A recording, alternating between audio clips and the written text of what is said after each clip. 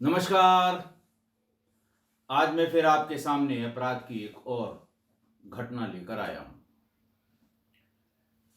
आज की अपराध की घटना बताने से पहले मैं आपको बता दूं कि आज से कोई 6-7 महीने पहले एक हमारे सुधी श्रोता हैं जिनकी आईडी है डिसेस्टर कुमार कनाडा वाला 7130। वो अच्छी तरह पार्टिसिपेट करते हैं, बहुत ढेर से कमेंट्स लिखते हैं। उन्होंने कमेंट सेक्शन में ही ये लिखा था कि पांडव नगर में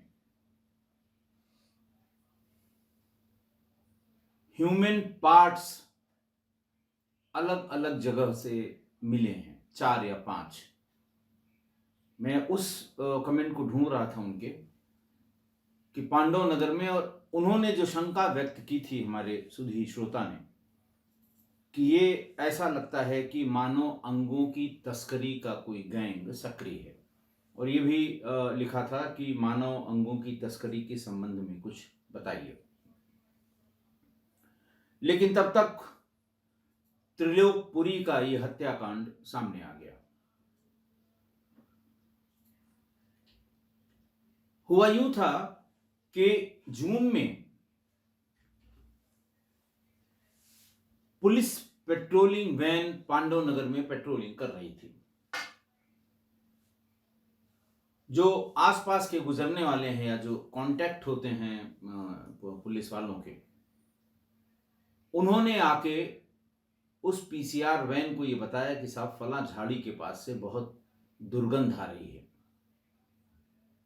और कोई जानवर नहीं मरा हुआ है, बल्कि एक पॉलीथीन में ऐसा लगता है किसी कोई मांस का टुकड़ा पड़ा हुआ है।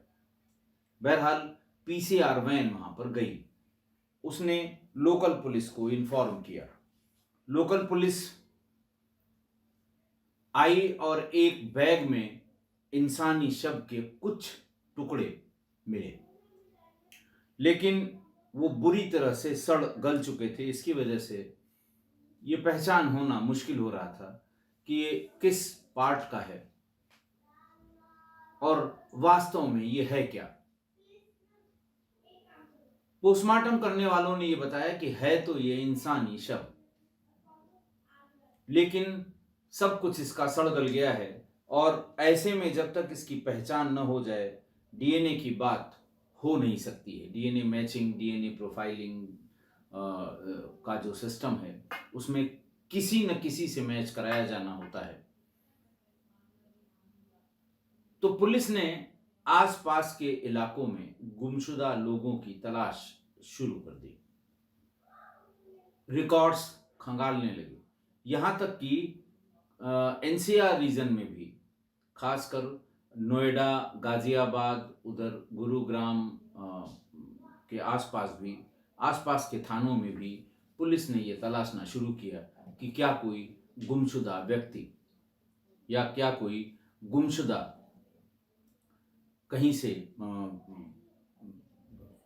कहीं रिपोर्टेड है, गुमशुदगी कहीं पर लिखी गई है, लेकिन कुछ पता नहीं लगा। इसी बीच में धीरे धीरे करके 4-5 टुकड़े, कम से कम 4 टुकड़े इसी तरह इंसानी जिस्म के अलग अलग पॉलीथीन में लपेटे हुए उसी इलाके में, 1-1.5 किलोमीटर के इलाके में मिल गए। पुलिस के लिए ये तकलीफ देह बात थी कि यहीं पर वो इंसानी इंसानी या मानव शव, मानव अंग फेंके गए, और पुलिस ढूंढ नहीं पा रही थी कि दरअसल ये है कौन, किसका ये किसके मतलब इसकी पहचान क्या है। तमाम कोशिश के बाद भी वो इसका पता नहीं लगा पा रही थी। इसी बीच में श्रद्धा और आफताब पूनावाला का ये कांड हो गया। पुलिस ने इन शवों के टुकड़ों को भी देखने की कोशिश की।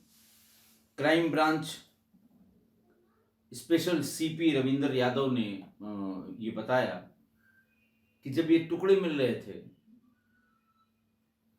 टुकड़ों की बात हुई थी आफताब के कन्फेशन में, और पुलिस टुकड़ों को ढूंढ रही थी मेहरौली के जंगलों में, तो उनसे भी संपर्क किया गया था कि पांडुनगर के वो जो शव के टुकड़े मिले हैं, दरअसल वो क्या हैं।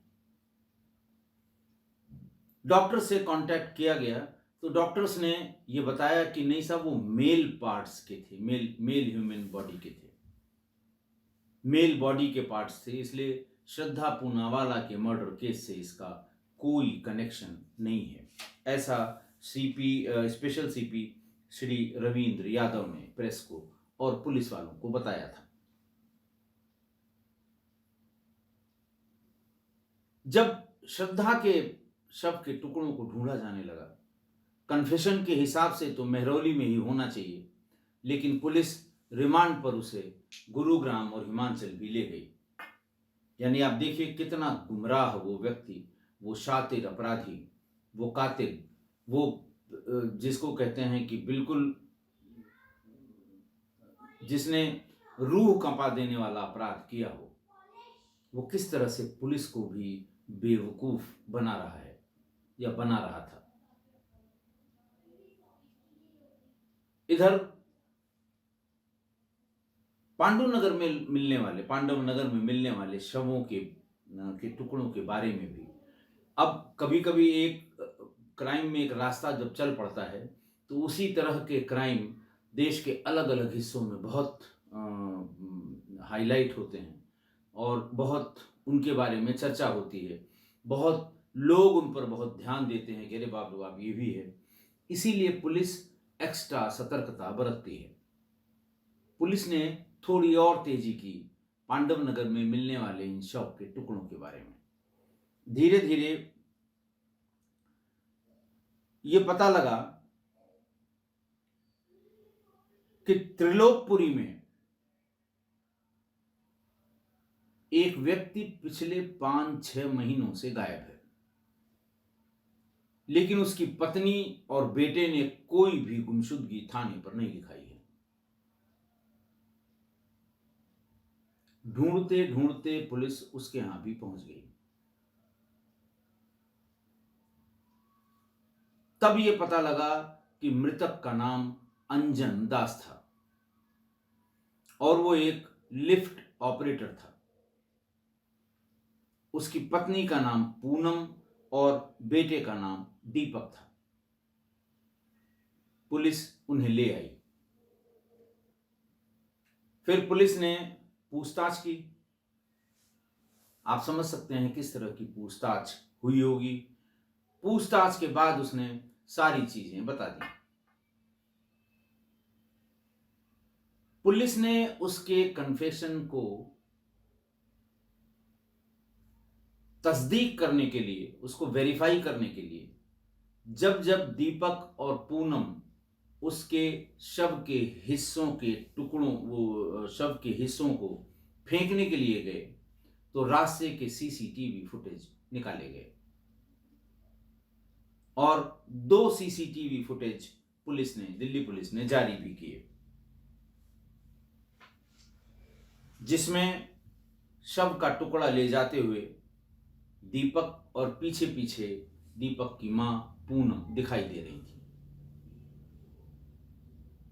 इस केस में अच्छी बात यह थी कि शव के टुकड़े जो 10 टुकड़ों का कन्फेशन किया है, जिनमें से 6 बरामद हो गए हैं और हड्डी के सिर के वो टुकड़े ज्यादा टुकड़े नहीं कर सके, लिहाजा उसको गड्ढा खोद के सिर को उसी में गाड़ दिया था। उनकी निशानदेही पर गड्ढे में गाड़ा हुआ वो खोपड़ी का हिस्सा भी मिल गया।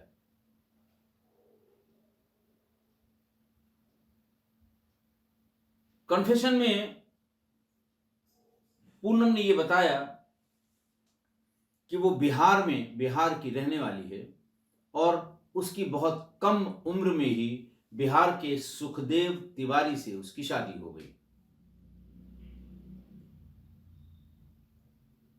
शादी के बाद सुखदेव तिवारी नौकरी की तलाश में दिल्ली आ गया और बहुत दिन तक वापस नहीं लौटा।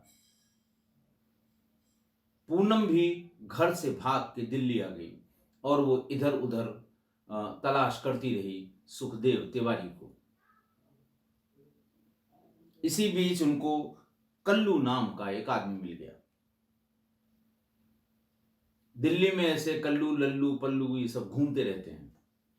महिला अकेली दिखाई पड़ जाए और अगर परेशान हो तो फिर क्या कहने हैं। बहरहाल कल्लू उसे अपने घर ले गए, बतौर पत्नी रखने लगे और कल्लू से उसके 3 बच्चे हुए।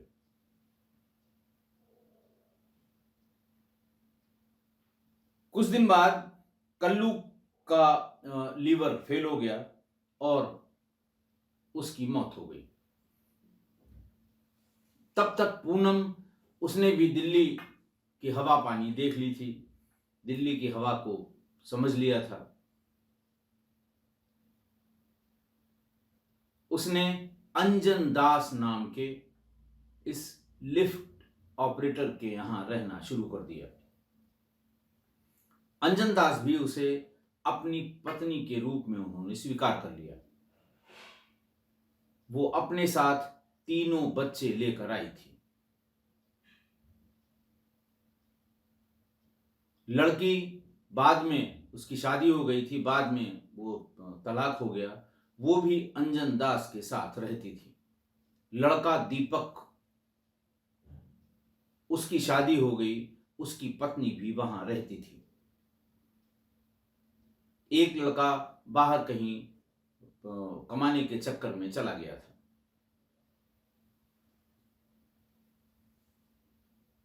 पूनम का यह कहना है कि अंजन दास शराब पीता था और घर में यह बात नोटिस की गई, सभी लोगों ने नोटिस की कि अंजन दास की बुरी नीयत उसकी तलाकशुदा लड़की पर भी थी। मौके की तलाश करता रहता था, उसकी निगाह खराब थी और ऐसा लगता था कि किसी भी दिन वो ऐसा कुछ कर देगा कि हो सकता है पूनम को अपने अस्तित्व पर ही खतरा लगने लगे। फिर एक दिन दीपक की पत्नी ने भी कुछ इस तरह की बात अपनी सास यानी पूनम को बताई। अंजन दास की नीयत उस पर भी खराब है। ऐसा सुनकर दीपक गुस्से से आग बबूला हो गया। उसने अपनी मां से कहा कि इसके पहले ये किसी को हाथ भी लगाए, इसे मार देना ही ठीक है। मां और बेटे ने प्लान किया, अब इसे किसी तरह से छोड़ना नहीं है। उस दिन उसकी शराब का इंतजाम पूनम ने किया, बहाने बना के कि वहां मिली थी, यहां मिली थी। उसे शराब पिलाई, शराब में नींद की गोलियां भी मिला दी। बेहोश होने के बाद पहले उसके गर्दन पर कम से कम 20 बार चाकुओं का वार किया। फिर शरीर के दीगर हिस्सों में भी उसने चाकुओं से उसे गोद दिया। फर्श पर चारों तरफ खून ही खून बिखरा था। लेकिन पूरी रात उस शव को वहीं पर छोड़ दिया। अगले दिन पहला काम किया, बेटी, बेटा और पूनम ने कि पूरे घर से खून की साफ सफाई की। खून से लथपथ उसके कपड़े उतार लिए और फिर उसके शरीर के टुकड़े करने शुरू किए। शरीर के सिर सहित 10 टुकड़े कर दिए।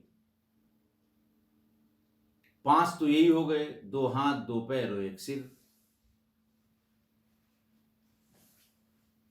बाकी अगर पैर के 2 हिस्से किए कि फ्रिज में रखना है तो 7 हो गए और धड़ को 3 हिस्सों में काट लिया। पॉलीथीन ले आए, पॉलीथीन में उस कटे हुए हिस्सों को रखकर फ्रिज में रख दिया।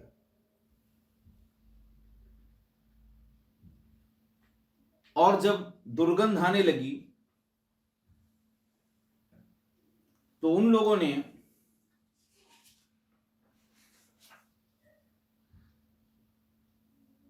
घर की नए सिरे से पेंटिंग कराई ताकि उसकी बदबू को दबाया जा सके। रात में निकलकर पहले पास के ही एक जंगल में गड्ढा खोद लिया, फिर पॉलीथीन में रखे हुए उसके सर को ले जाकर चुपचाप उसमें मैं पॉलीथीन के ही दबा दिया। सारे टुकड़ों के डिस्पोजल के बाद नए पेंट किए हुए इस घर को फिर से साफ सफाई करके और उसकी दुर्गंध पूरी निकल जाए, उसके लिए वहां धूप बत्तियां और अगरबत्तियां जला दी। लाश के फ्रिज में होने के समय में पूरा परिवार उसी घर में रहता रहा। बेटा, मां और वो परतक्त्या बेटी, तलाकशुदा परितक्त्या बेटी। वही खाना बनता रहा, वही खाना खाते रहे और एक एक करके लाश के टुकड़ों को बाहर फेंकते रहे।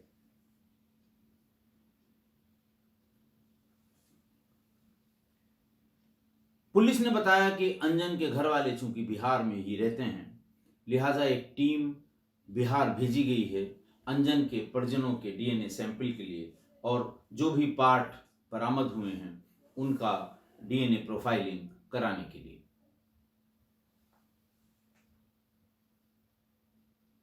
दीपक और पूनम को गिरफ्तार करके जेल भेज दिया गया।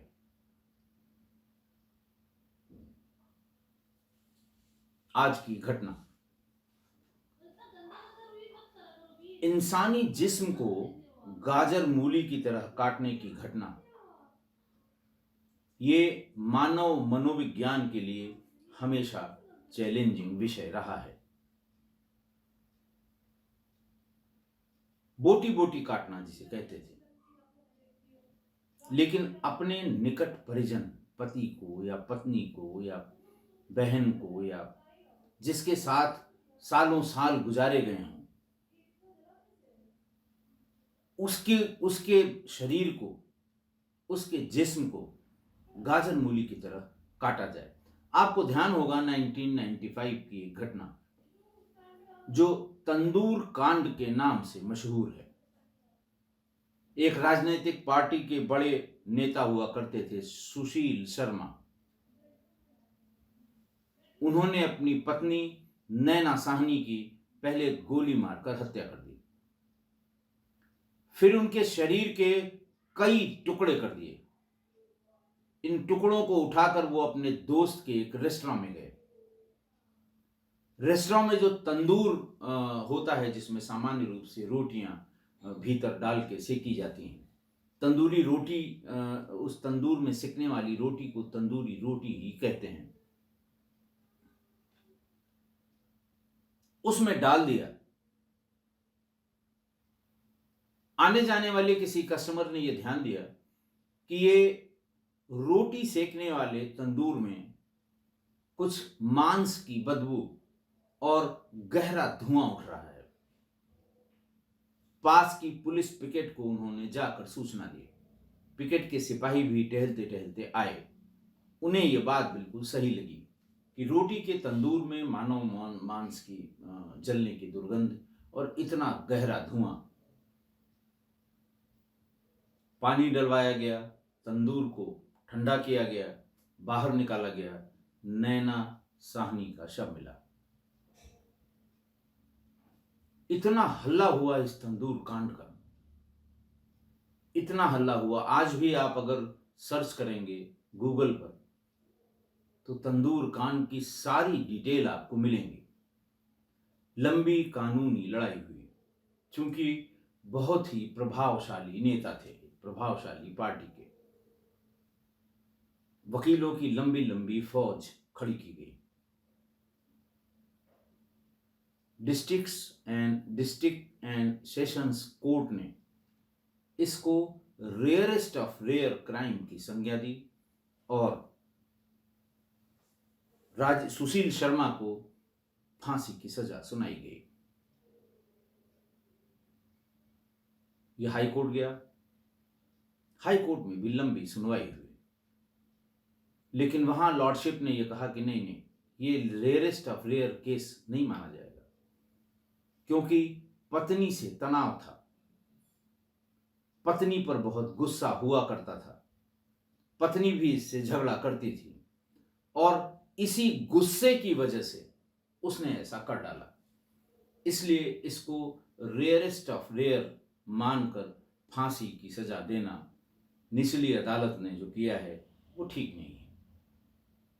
लिहाजा इसको आजीवन कारावास की सजा दी जाती है।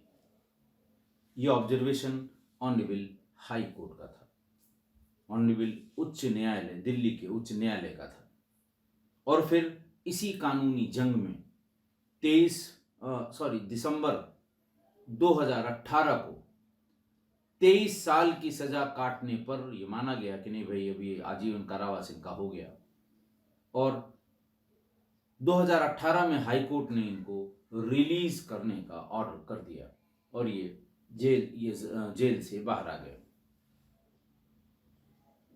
उस समय तक यानी 1995 तक हत्या के बाद हत्या का साक्ष्य मिटाने के लिए सबसे ज्यादा प्रचलन में यही तरीका था।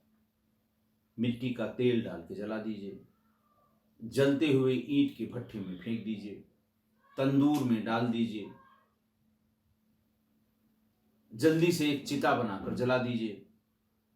उसके पीछे ये प्रचलन में था, उसके पीछे ये था कि साहब इससे साक्ष्य नहीं मिलेंगे ट्रायल के समय में, ये साबित करना मुश्किल होगा कि जो मरा वही वो व्यक्ति है जिसके बारे में दावा किया जा रहा है, क्योंकि उसका चेहरा नहीं होगा, उसका हाथ पैर साफ नहीं होगा, साफ दिख नहीं रहा होगा।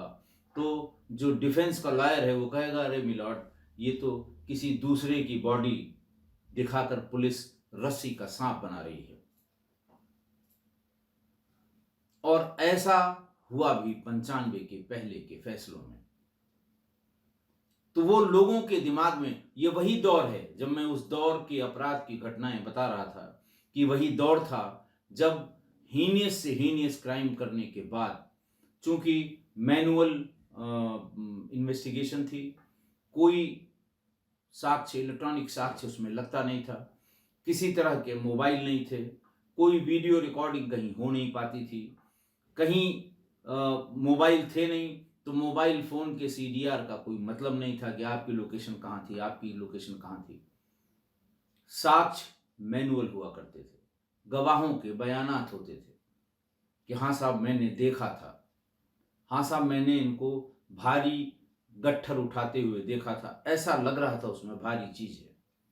फिर अगले की गवाही हुई कि हाँ साहब मैं उसी रेस्टोरेंट में उसका हिसाब किताब का काम करता हूँ, रेस्टोरेंट मालिक के साथ ये आए थे और इन्होंने साहब उसमें कुछ डाला था, क्या डाला ये मैंने नहीं देखा, लेकिन उसके बाद उसमें से ढेर सारा धुआं निकलने लगा। इस तरह मैनुअल गवाहियां हुआ करती थी। और ट्रायल के समय में अगर किसी दबंग के खिलाफ ये आरोप है तो ये गवाह अदालतों तक पहुंच नहीं पाते थे, और अगर कोई पहुंच भी गया तो ये उन्हीं मुलजिमों के रहमो करम पर पहुंचते थे और वहां जाकर होस्टाइल हो जाते थे कि मैं तो साहब था ही नहीं, पुलिस ने मेरा नाम गलत लिख दिया, जो मेरा बयान लिखा गया वो मेरा बयान नहीं था, अपने आप पुलिस ने लिख दिया, और मुकदमे छूट जाया करते थे। तो ये वो दौर था और उसी मानसिकता में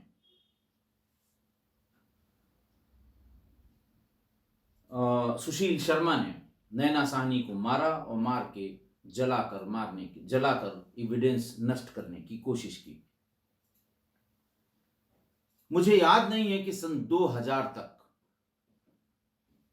किसी अपराध में किसी के शव को, देखिए महानगरों को छोड़कर या बड़े शहरों को छोड़कर फ्रिज भी बहुत ज्यादा प्रचलन में नहीं थे, महंगे हुआ करते थे, बहुत महंगे हुआ करते थे, बिजली का कंजम्पशन भी बहुत ज्यादा था। तो मुझे नहीं याद है कि 2000 तक किसी अपराध में और खासकर हत्या के अपराध में किसी डेड बॉडी को लंबे समय तक फ्रिज में रखा गया हो, क्योंकि अपराध का यह तरीका उस जमाने में प्रचलन में ही नहीं था। उसका एक कारण यह भी हो सकता है कि उस समय डीएनए प्रोफाइलिंग की सुविधा देश के चुनिंदा इंस्टीट्यूट्स में ही उपलब्ध थी। जैसे जब मैंने ये नौकरी शुरू की थी तो डीएनए मैचिंग के बारे में हम कभी सोच भी नहीं सकते थे। जिलों में डीएनए मैचिंग की किट नहीं होती थी, एफएसएल के लिए भेजना होता था, तमाम लिखा पढ़ी होती थी, फिर उसके जो चार्जेस होते थे वो बहुत ज्यादा बहुत हाई होते थे। गवर्नमेंट से रिक्वेस्ट करके उतना पैसा सैंक्शन कराना, वो एफएसएल के, अच्छा यहाँ हमारे यहाँ की डीएनए प्रोफाइलिंग के लिए हमारा एफएसएल भी पूरी तरह इक्विप्ड नहीं था, इसको चंडीगढ़ या गांधीनगर भेजा जाता था और सालों साल बाद कई कई साल लग जाते थे डीएनए की रिपोर्ट आने में। तो उस समय तक ये सुविधा नहीं थी, इसीलिए लोगों को लगता था कि अगर बॉडी को नष्ट कर दिया जाए, जला दिया जाए, तो फिर ट्रायल में हमारा कुछ नहीं बिगड़ेगा।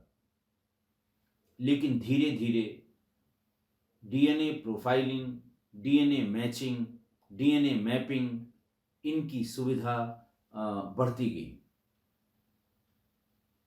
किट्स अवेलेबल हो गई। हमारे ख्याल से कोई स्टेट ऐसा नहीं होगा जहां की फॉरेंसिक साइंस लेबोरेटरी, जहां की एफएसएल आज की तारीख में डीएनए टेस्टिंग न करती हो। उस जमाने में ऐसा नहीं था और धीरे धीरे ये बात आम भी हो गई।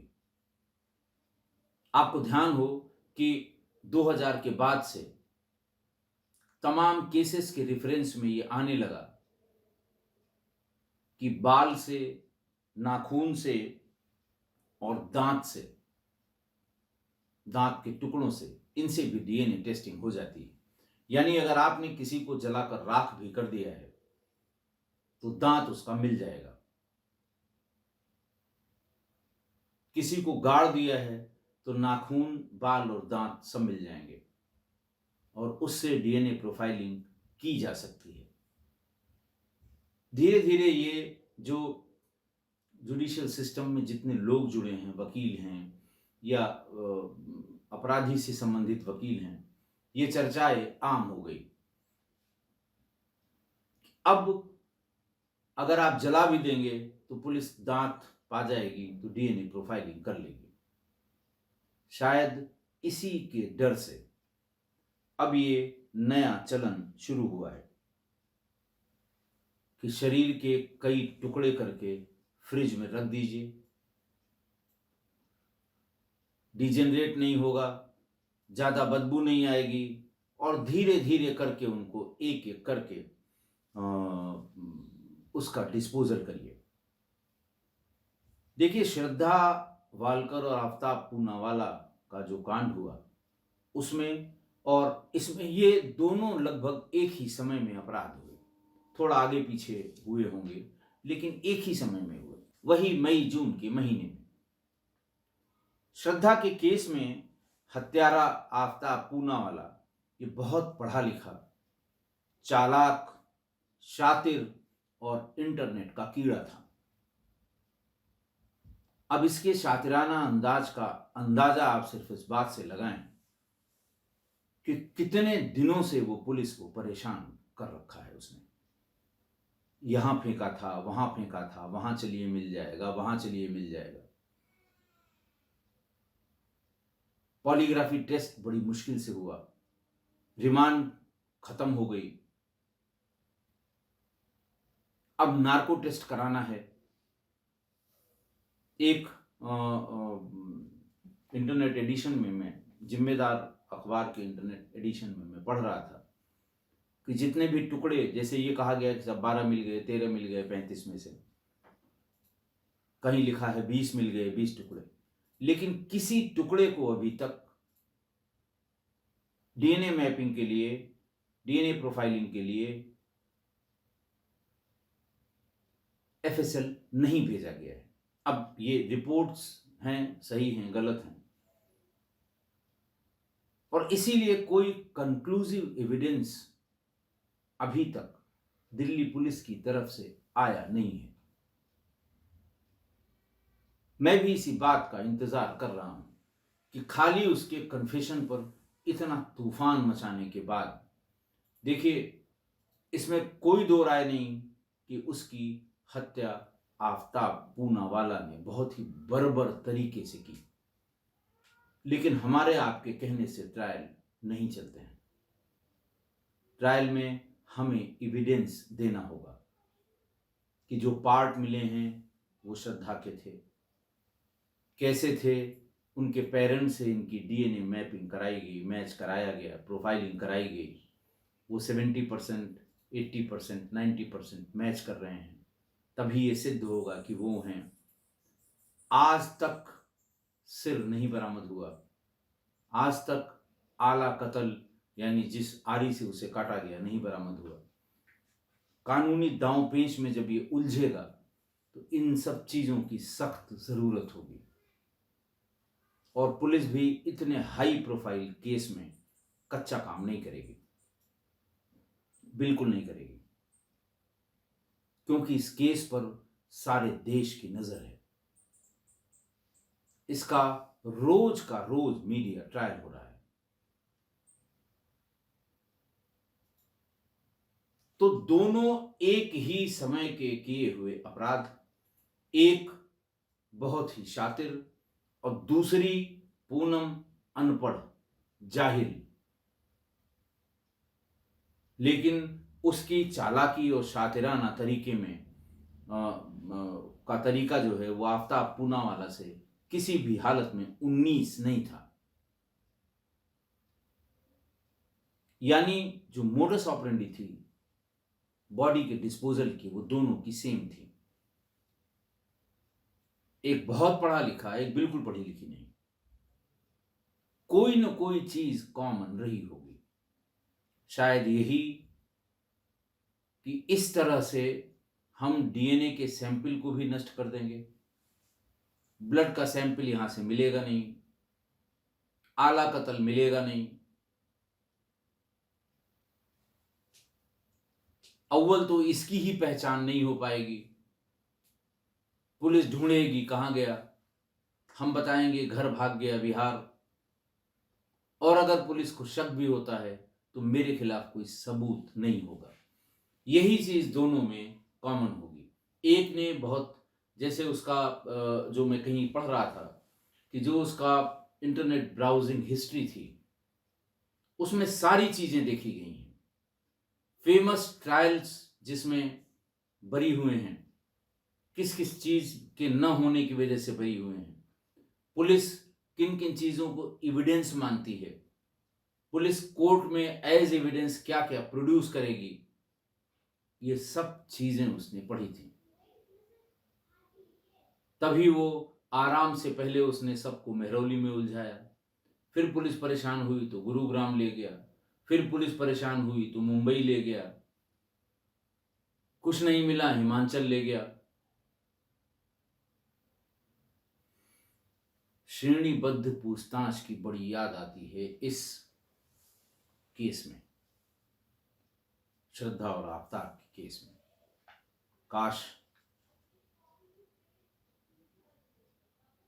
इनके साथ भी, मुलजिमों के साथ भी श्रेणीबद्ध पूछताछ हो जाती, आफताब के साथ सबसे उच्च श्रेणी की हो जाती। मजाल है कि ये पेट में पचा लेता, मजाल है कि इतने झूठ बोल के पुलिस को परेशान कर लेता, लेकिन कुछ तो मजबूरियां रही होंगी। तमाम कोर्ट्स के रेफरेंसेस आ जाते हैं, तमाम कोर्ट्स के ऑर्डर्स आ जाते हैं कि साहब आप ये नहीं करेंगे, आप वो नहीं करेंगे, पूछताछ करेंगे तो वकील रहेगा, तमाम आदेश निर्देश अदालतों से आ जाते हैं। तो मुझे यही कि अब ये जो चलन है अपराध का, ये बदल गया है। जलाने के बजाय अब इसको आराम से फ्रिज में रख के एविडेंस को नष्ट किया जाना। अगर ये अपराध का चलन हो गया, 2-4 इस तरह की घटनाएं और हो गई, तो पुलिस जब गुमशुदा की तलाश के लिए किसी के घर की तलाशी लेगी तो सबसे पहले फ्रिज खोलेगी। पहली शंका उसकी फ्रिज पे जाएगी या बड़े वाले फ्रीजर पे जाएगी, और जहां जहां फ्रीजर होगा वहां वहां पुलिस उसको तलाशेगी। इस अपराध में बदलाव, आपराधिक मानसिकता का ये बदलाव, ये बड़ा खतरनाक संदेश दे रहा है। इसलिए सावधानी की जरूरत है। आज के लिए इतना ही। बहुत बहुत धन्यवाद।